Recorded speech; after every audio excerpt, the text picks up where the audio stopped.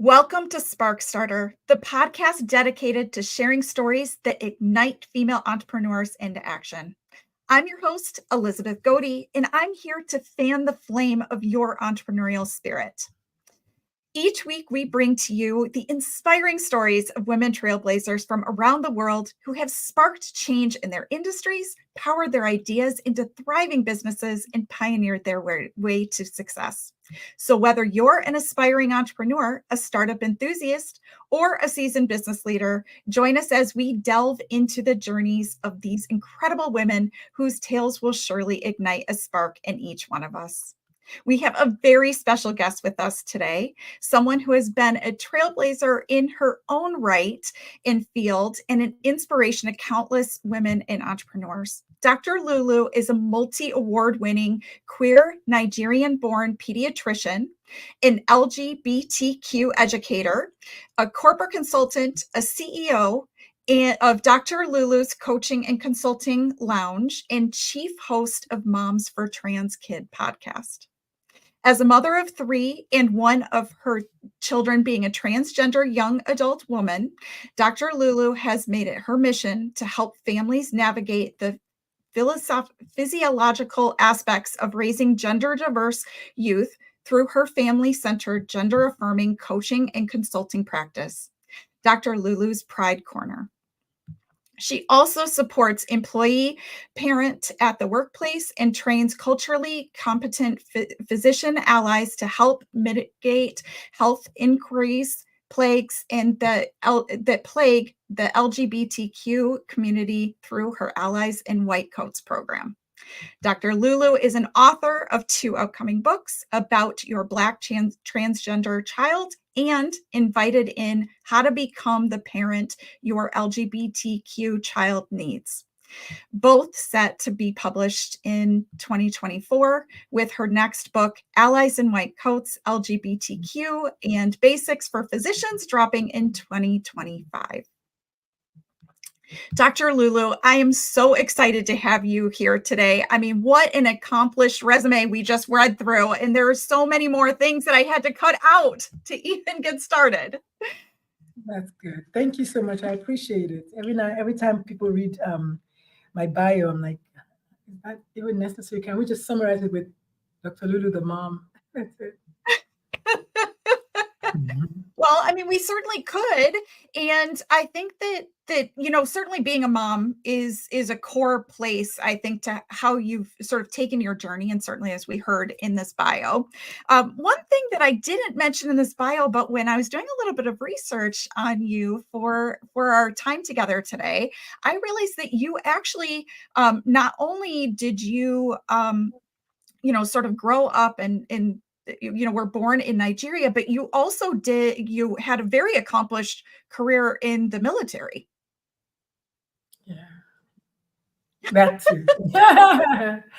I mean, there's only so many things you can talk about. I was commander. I was a lieutenant colonel. I was interviewed by Oprah. I'm my father's daughter. I mean, I'm all the things, but I think truly mom is the best hat that I wear. It's the hardest hat that I wear.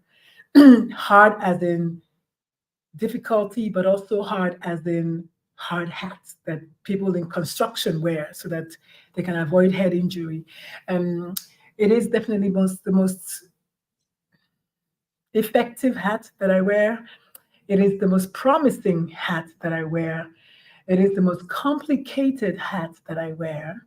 Mm-hmm. And the most fun hat that I wear, because parenting is fun.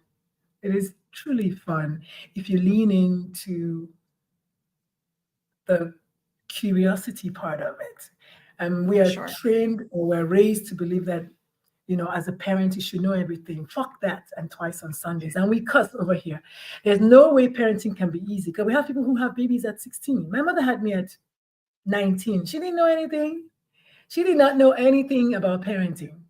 So as I've grown, I've become more intentional in finding the fun part of parenting. Like yesterday, I sent a text to the kids. I said, okay, kids, guess what? This is the last month I'm paying your car insurance. And I waited 3 2, 1. But mom, I'm already paying my phone. But mom, how do I get? I said, called adulting. If you want to drive the cars, you have to pay the insurance. And Yeah. they're like, okay, mom, can you go halfway with me? I said, well, I'll consider it because you're the baby, that kind of thing. It's fun. It's fun to watch them trying to adult, thinking that adulting means ordering Uber Eats. No, adulting means paying for your phone, paying for your car, and all the things that come with adulting. So that's the fun Right. part of adulting adults, because my kids, of parenting adults, because my kids are all adults or young adults. So anyway, that was a digression. But yeah, I think parenting for me is the most fun thing I've ever done, truly, and then also the hardest thing I've done. So yeah, so maybe mompreneur then will be. I like it. I like it. And I've sort of shared before in earlier episodes, I've never been able to be a mom, and certainly was not necessarily, a choice on our side, but unfortunately is sort of where we are. But I did have the opportunity when I first got out of college. I was a nanny. It was like I was helping someone who had broken her foot. She had 5 kids below the age of 5, or sorry, 3 kids below the age of 5. And I will tell you, I have never been so exhausted in my life. And I have run so many businesses, and that is the most exhausted I've ever been. So any person that is a mom, I always say hats off, because it is the hardest job. And I think that it's an interesting job as well, because when you think about having a company, right, and you've had such a huge background in all the different things that you've done. But being a mom, you sort of have to be empathetic, right? You have to be able to put boundaries. You have to be able to sort of see a few steps ahead of like being able to guide but not control. It's like this really, really interesting skill set that being a mom gives you. And so when you think about this, and I know that I hate sort of skipping over all the foundational pieces that you have, but I do think it's important for us to sort of get to this cross section, right? So you're sitting at graduation at Berkeley for one of your kids. Oh, sorry, it's Stanford. I don't know where I came up with Berkeley. Excuse me. I'm sorry. It's Stanford. And you have this huge moment that sort of changes your trajectory, right? So can you talk a little bit about that moment and how that really sort of set you into a completely different trajectory? I love that you start with the word intersection. No one is a monolith. So I can't even tell that story unless I tell my story, because the work that I'm doing now as a gender and sexuality coach, which actually I just came up with that term like a week and a half ago. I used to just go by parents coach, LGBT plus coach. But I think gender and sexuality coach is kind of more descriptive of where I am right now. But when I was 16, I told my dad that I liked girls and boys. I think it's important to address that, because that's who became this person today. So my dad, being Catholic, being Nigerian, said, no, I think it's a phase. I think almost all kids go through that, and you'll grow out of it. And so I believed my dad. And then I just happenstance mentioned it to my aunt, who said, oh no, you're going to go to hell. Don't ever say that again. And so I was like, okay, so this thing that I don't even understand, that I didn't ask for, I'm gonna end up in hell. Okay, I don't want to think about it anymore. And then my kid comes along, and my kid has all the effeminate traits in the world. I'm like, oh my God, this kid is gay. And I started saying, God, please, I don't want my child to be gay. And I want people to understand that a parent of a transgender child, a parent of an LGBT child, neither of those two parents is like, okay, God, I want to have 3 beautiful babies and make sure one of them is gay. I want to have 2 kids and I want one of them to be trans. I need to start with that, so that people understand that when you hear saying, oh, you don't want to get your child help, or your child is mentally ill and you are encouraging the mental illness, or your child is whatever all the terms they use to all the derogatory terms that they used to describe me on social media today, no parent asks for that. Mm. So I used to cry every night, begging God to not let my child be gay. Forget about me and my sexuality. And I need people to understand that. It's a very difficult pill to swallow if you even swallow it. So when a parent finally gets to the point of, okay, I'm going to accept my child, I'm going to support my child, it is a heroic act because all the forces are against you. However, my kid started growing and becoming more and more effeminate, and I was sure that this kid was gay. And as much as I begged God not make the child gay, I did not see transgender coming. I did not see transgender coming. And this is what happened.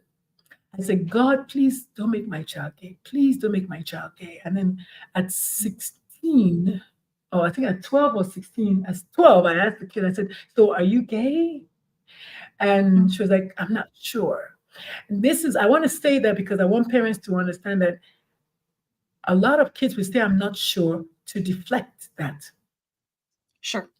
A lot of kids will say, I'm not sure, so you can quit asking. A lot of kids will say, I'm not sure, because maybe they're not sure. My second TEDx talk addresses that. I think, or my third TEDx talk addresses, no, I don't know, whichever one addresses that. Sometimes the child is not quite sure yet. And then at 16, we were applying for colleges. And actually, even before that, I think my kid was part of the GSA, which is a Gender Sexuality Alliance in high school. So I was like, okay, all right, so I guess it's gay. All right, okay, well, all right, God, I guess it's gay. I guess I was right, because the mother always knows. And then while I was still trying to mess around with what does having a gay child really means in the end to the world, making it about me, my friends, myself, me, forgetting the child, I got this left hook or right uppercut, however you want to describe it, when the graduation, the gentleman that was making the announcements was saying about my child who was receiving the award of excellence from the College of Arts.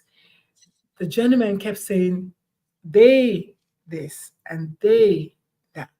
So I said, son, because at that point I was still thinking my child is gay. Son, I thought you were the only one getting this award. Who are all these people this man is talking about? Right. And my middle child, which is what kids do, my middle child outed the older one by saying, Mom, I think it's because X is non-binary. And then I looked at my ex-wife and I said, what the fuck is that? And she was like, I don't know, that's your kid. I'm like, I don't know, what the fuck is non-binary? I've never heard the term non-binary before that day. Yeah. My kid said nothing. Now, I want to tell you another thing about a child saying, I don't know, a child saying no, or a child saying nothing. It's about safety. If the queer person, the trans person, the gay person, whatever person doesn't feel safe around you, they will deny it, they will deflect it, they will do anything except answer in the affirmative. So I'm giving you a picture of how our home was, who I was, a testament to the fact that people can change. Parents who are not affirming can become affirming. The question is, how long is it going to take? Because in the meantime, your child is growing, your child is getting better at being themselves, your child is getting ready to leave, right? Can be physically leaving your house, can be physically, emotionally leaving you and just not communicating psychologically, emotionally with you, or it could be leaving this earth. Right.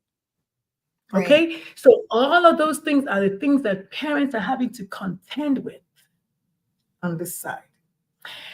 And then we're, okay, let's look at what is non-binary. So we're looking it up and we're learning about it and we're learning about it and we're learning about it. And then in December, I get a phone call on Christmas Day. Mm. I think it was the next December, so a year later. Either way. And Mom, I'm trans. Hmm. Trans what? I'm transgender. Because I'm thinking, are you transferring? Are you trans what? I'm Right. transgender. At that moment, I looked up to God. I said, God, I'll take the gay. See, that's what we now started. We started negotiating with the universe, started negotiating with God. I said, okay, I'll take the gay. Like, gay wasn't so bad.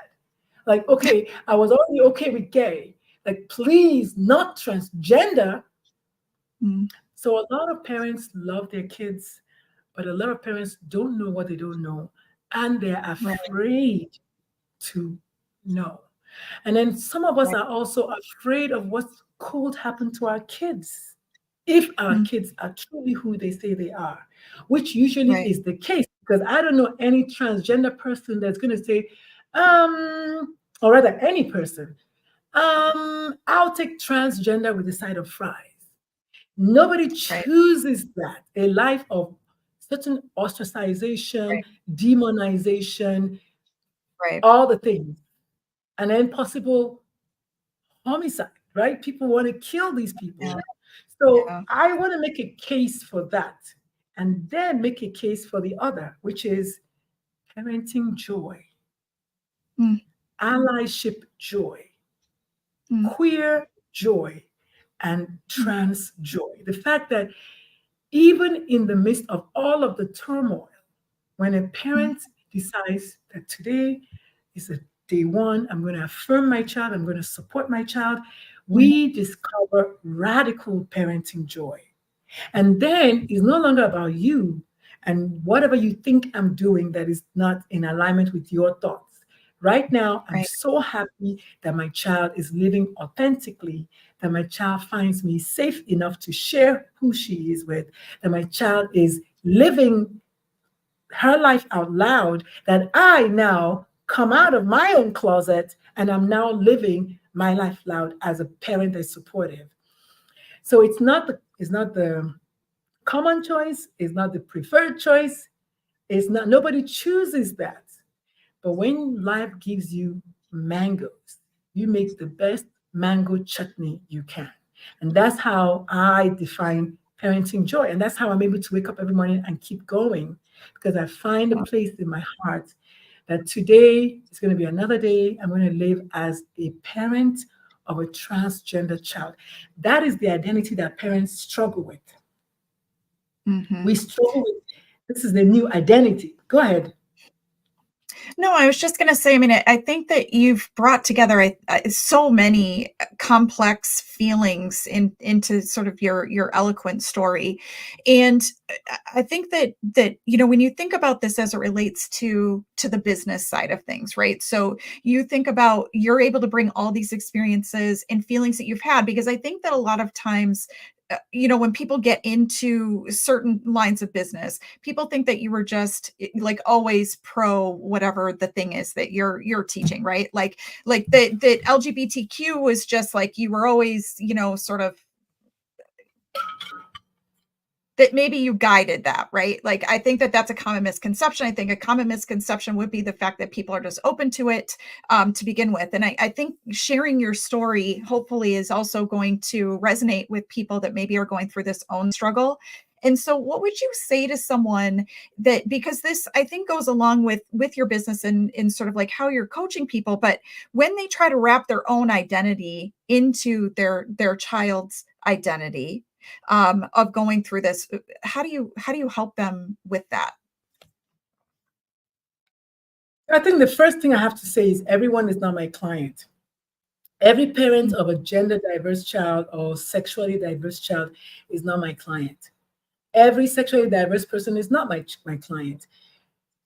I say that because when you're in entrepreneurship, yes, you're there to help, but you're not there to help everyone. They'll tell you that when you're an entrepreneur, when you're speaking to everybody, you're speaking to nobody. I'm speaking to only those parents who want to affirm their kids. And so that's already made it easier, just because these people already want to affirm their kids. They just don't know how. Mm. That's different from someone who does not want to affirm their kid, does not want to hear what they have to say. Great. I feel empathy for you and compassion for your child, but I can't work with you. So I say Right. that because it's true. Now, the parents who do want to affirm their kids, the very most important question is, what are your thoughts about being a parent of a transgender child? What do you think about it? Everybody's thoughts are different. A Nigerian person's thoughts are different from a Ghanaian person's thought. Ghana just banned being LGBT. So of course, it's a different thought in Ghana than someone who's Nigeria. And that's also different from someone in Texas, someone in Right. Florida, right? Now, they're all parents and they're all like, oh my God, I want to help my child, but how? But depending on the circumstances in each state, I may be able to help you, I might not. If you live in a state that does not allow gender affirming care, you may have to move. That's just the reality. If you're in a country that bans your child from even existing, I don't know what to tell you. I don't have all the answers. But what I do know is your thoughts and your feelings about this status matters the most, because from your thoughts come your feelings, and from your feelings come your actions. What you don't want to do is tell your child what my dad told me, that it's a phase, what my aunt told me, that I'm going to hell, right? Yeah. If you don't know what to tell your child, say nothing than to say the wrong thing. Because children are very, very impressionable, and they Sure. believe their parents, because I believed my parent. And because children always want to please their parents. So a child will do anything to please their parents, including denying that they are who they are, self-harming in order to have an outlet, running away from home in order to avoid the toxicity, attempting the big S in order to get away from this. So all of those things are real. That is why the parents that I work with are already happy and willing to support. And what we're doing is just working on mindset and some things as easy as find a support group near you, find a resource near you. Maybe there's a P flag near you. Maybe there's a human rights campaign. Maybe your city has a pride center. Maybe they have an LGBTQ plus center where you can go and hear from people who are living as parents of LGBT kids or who are LGBT.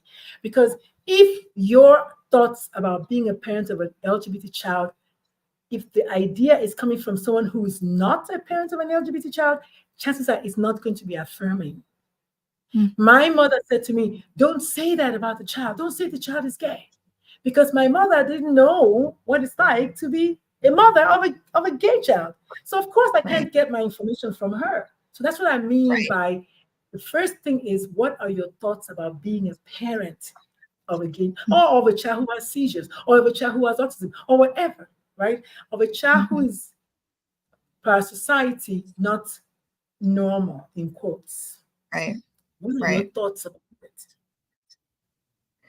So help me with the timeline a little bit. So Dr. Lulu, please help me with the timing a little bit. So you, just in a snapshot, right? You were in the military. Were you actually a physician in the military? Is that where you, or did you become a physician after? No, I went to medical school in the 80s. I graduated medical school in 91. So this is my 34th year, I think, of being a physician. And I was in the Air Force as a physician. I was a higher ranking officer. So I was commander automatically because I was a lieutenant colonel. But I was still a doctor. And most people think, did you fly planes? No, I was just a physician still. The Air Force, I would not say just there. I mean, healthcare, you're like choosing all these very, very well, just in the sense that I was not a pilot. I was not a fighter aircraft. I wasn't that. So that's my dad was. He's an aeronautic engineer. He was in the Air Force. I wasn't a doctor. I was just a doctor in the sense that that's all I did. I didn't do anything else. Now, was I commander? Yes, that's an administrative position. But Right. doctor or physician was my role in the clinic in the morning. But then there are other things you have to do, which are administrative, which is more Sure. military, top security clearance and things like that. But I Sure. was there as a physician. And that was in 2012 to 2016. So that's pretty recent. So it's what I love is that your whole life, really, you've been sort of like a caretaker, right? And I mean that in like the nicest sense, right? Like you have dedicated your life to protecting and caring for people in all different perspectives. So when you think about how your business has evolved now, and this, I know I had mentioned it in the intro, but this white coats, connection of also working with other of your colleagues in, as physicians. How did you decide to expand into your colleagues, versus supporting families? I think the beautiful thing about the word intersectionality is no one again is a monolith. We all stand at different intersections. So my practice has three distinct branches. My business has three, rather, my coaching practice, my coaching and consulting lounge, which is the name of my practice, Dr. Lulu's Coaching and Consulting Lounge, has three distinct branches. The first branch is the Dr. Lulu's Pride Corner, which is the coaching families about the psychological aspect of being a parent or being a family of a gender or sexually diverse child. So that's working with families. The other branch is my ABC or Ally Bridge Connection, which is more consulting with organizations. That's more of my LinkedIn persona, where I work like in the month of June, I have like 7 different events with different companies, JP Morgan Chase, Bank of America, Empower. I'm doing different speaking engagements with them as a consultant. And then the Allies in White Coats is the physician branch, because I am, after all of these people. I am a mother, I'm a physician, and I'm a coach. So I am all of these people. So why not help different people? See, one-on-one coaching is amazing, but when I work with Bank of America, I'm working with all of their ERGs. I'm working with all of their parent groups. I'm working with more people, because nobody knows what's going to happen tomorrow. Today, oh, it's none of my business. Tomorrow, your child is like, Mom, I am trans. Tomorrow. Right. So knowing today how to respond, not react, how to respond to those words is critical. So I realized that the best way I can do that is to spread my wings. I talk to doctors. On Thursday next week, I'm speaking at the medical university here in Atlanta, in Macon, Georgia, to an entire room full of doctors, residents, medical students, nurses. Why? Because they help the patients when the Right. family cannot help the patient. They are Right. allies, right? In the month Right. of June, I'm speaking to all these businesses because they have to create safe spaces for the queer Mhm. people that work, spaces for the parents to be able to bring their kids to work. So Right. I feel like I'm able to touch all of these people more, as opposed to just coaching one parent at a time. Ain't nobody got time for that. The message is so critical and so needed. I have to Mhm. find the easiest way to get there. And like my books are another way that I Oh, I'm can sure get to that you have people. them. Yeah, well, they're not ready yet. They're dummies. They're all my journals.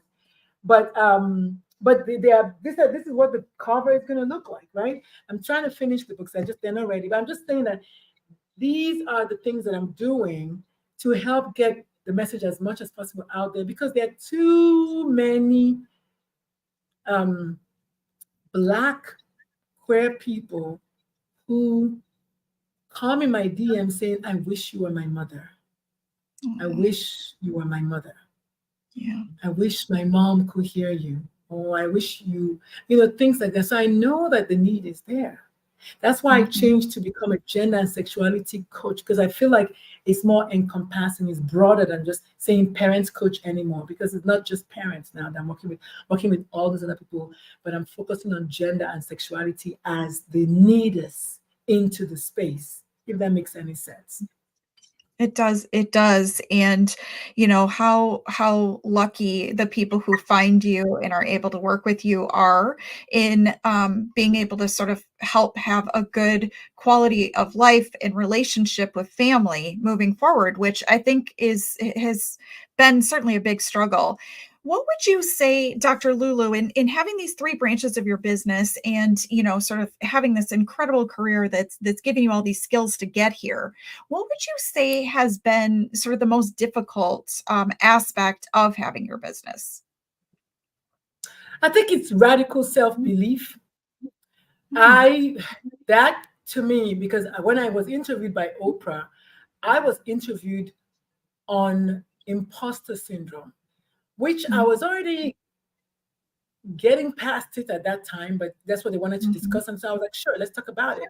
Because to this day, I'm still N of one. I don't know any other doctor, pediatrician, queer, mom of a trans kid doing this work. I don't know who they are except me. So I told her I struggle with just being the only one. But now I love being the only one, because there once upon a time there was no, I don't know, mechanic, and then there was one, and then there were two. You know what I mean? So I'm now happy. Which she said, she was like, I don't want to hear that anymore. You are gallant. You're a trailblazer. You need to keep doing this work and all this. And so she said that to me. So I'm like, okay, thank you, Auntie. Because now I'm thinking, okay, I'm going to keep doing the work because representation matters. But now that I do it, just like a toddler who's learning how to walk, you don't start running. No, you take one step, you fall. You take another step, you fall. Then you learn to lean on the couch, don't fall again, right? And then, I can actually stand on my own next to the couch. Right. Then I can walk to the couch. Then I can run. So today I'm running, but I didn't start like this. I had to find radical self-belief. Every time I go on Instagram, someone else is cursing me out. Someone else is calling me names. And now I've learned to just, okay, is that all you got? Because it's not what you call me, it's what I respond to. I started learning that. So for me, the hardest thing has been the radical self-belief, which gave birth to my radical confidence. I was already confident as a commander, as a single mom, as a physician, but confidence in representing myself as a parent of an adult transgender woman, girl, that took a little working out in the gym, but today I'm able to do it. And I'm thankful that I'm doing it. And so for me, I think with any kind of business, there's entrepreneurship, really, you have unsteady steps at the beginning. Should I really do this? Who asked me to do this? Oh, what's my motivation? Oh my God, why am I even doing this? I could just get a job, all of those thoughts are real. Yeah. Yeah, 100%. 100% they are. So, a couple more questions just about the business side of things. So what do you think is the thing that you love most about having your business? Is it, I mean, I can see so many amazing things just from even my perspective, but what's the thing that it brings you the joy? Like what's the happy part for you? I think the obvious thing will be just my ability to connect with people who may or may not. When I say some things, they're like, oh, I never thought about it that way. I love that moment. When I say to parents, you're the most important person in your child's life, but even more important is you are the most influential person in your child's life. They're like, oh, yeah, right? One, two, or I might tell people just that one, especially for parents, that usually knocks them out. Like they're like, oh, I didn't think. I said, yes, I don't care what your child says. You are of influence in their life. So what you say matters, what you think matters, what you do matters. But the second thing about owning my own business is, to me, the ability for me to pivot as I like. I love that so much. Once upon a time, I had a private practice as a physician. I went from one patient to 6,000 patients. I went from one office to two offices. I went from one employee to 15 employees, right? Just being able to just say to myself, today, I want to be a gender and sexuality coach. Right. That's it. Like, it's just as simple as that. And then what does that entail? Oh, I can still work with parents.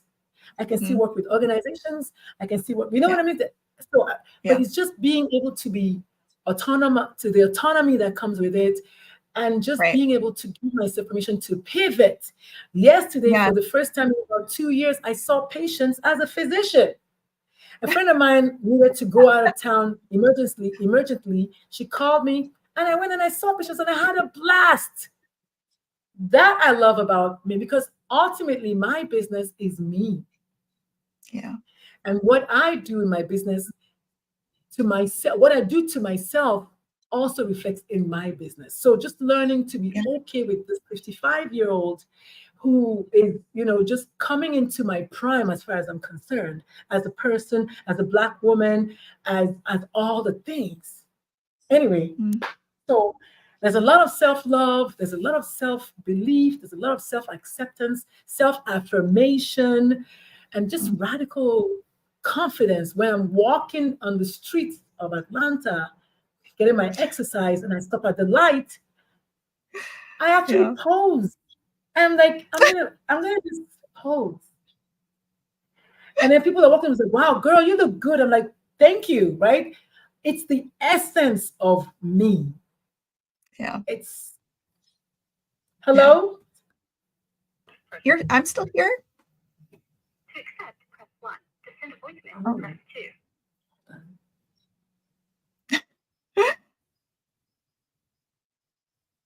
So, Dr. Lulu. I'm sorry. I always take a call because I never know if it's my kids calling me. So there was a call from so I thought it was one of my kids, and I just wanted to make sure. I just that's what I was doing. Okay, sorry about that. Okay. No problem. So I was just going to, we're getting close to the end of our time now, and I just have two last questions for you. One is, how do people reach out and get in touch with you? So if they've heard, something that really strikes them, or they're in this position, or they want to learn more, how do they find you? So I used to be really active on Facebook. Then I got hacked. So now I don't do too much Facebook anymore. But I'm still there. I have a Facebook group for parents. It's called Parents Supporting Parents. I don't spend as much time as I would like to over there, but we have a bunch of amazing admins who are there. So it's called Parents Supporting Parents, and in parentheses, LGBTQ plus families. So if you see that, you will see it says, dear parents, while it takes a village to raise your child, you are the head of the village. That's the group. So that's one on Facebook. Otherwise, I usually just hang out on Instagram now because my TikTok was also, I got kicked out. So I'm mostly on Instagram, and on Instagram, I'm Dr. Lulu Talk Radio, TALK Radio on Instagram. And then on LinkedIn, I think if you type in Dr. Lulu, I'm one of many Dr. Lulus, but I don't know how else to describe that. So, what I would really want people to do, if they can, is find my brand new podcast. We are about 7 or 8 months old. Call from. Hello, this is Andrea. To accept, press 1. To send a voicemail, press 2. Yeah. So my podcast is called Moms for Trans Kids. Moms, the number 4, Trans Kids Podcast. I'm really excited about that because we're moms, 4 moms of trans kids who truly don't give a fuck, is what we say. And we go by Mama Beasts because you have to be beast mode to protect your child and all the things. So I think if anybody wants to really hear all the stories of other parents and other queer people, trans people, my podcast is one way. We have about 30 something episodes now, so that'll keep you busy. If you listen to one every day for the next 1 month, that's 30 something episodes. Otherwise, my website, dr-lulu.com, is kind of like a snapshot of all the things that I'm doing. But if you just send me a DM, I will definitely respond. I'm happy to help you, whether you're a queer person, a parent, an organization, a coworker, a sibling, a friend, a neighbor. If you need to know more, you want to understand what's going on with yourself, with your child, what's happening, I'm happy to help because I used to be that child, and today I'm the parent. It doesn't get any better than that. Yeah, I love that. And the last question is this, and I ask all of my guests this. If you were to give one word or a short phrase to any woman that's looking to start or grow her business, what would be that phrase or word?